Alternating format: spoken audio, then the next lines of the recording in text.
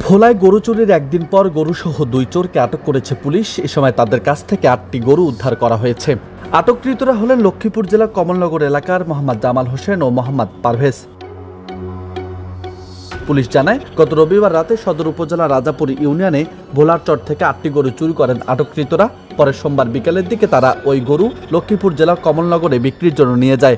এ সময় স্থানীয়রা তাদের গরুসহ আটক করে পুলিশে খবর দেন। আপনারা জানেন, আমাদের ভোলার বিভিন্ন সময় আমাদের কাছে অভিযোগ আসে যে চর এলাকা থেকে বিভিন্ন ধরনের লোকজনের গরু চুরি করে নিয়ে যায় জনৈক চোরেরা।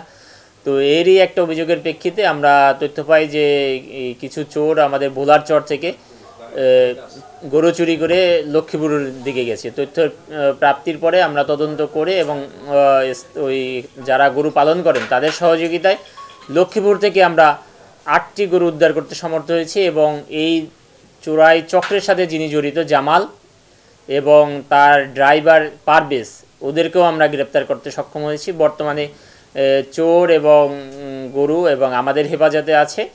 মামলা রুজুর প্রেক্ষিতে আমরা পরবর্তী আইনগত ব্যবস্থা গ্রহণ করব। খবর পেয়ে ভোলা মডেল থানার পুলিশ সদস্য রাতেও ওই দুই চোরকে গরুসহ আটক করে থানায় নিয়ে আসেন। তাদের বিরুদ্ধে ভোলা মডেল থানায় মামলা দায়ের করা হয়েছে।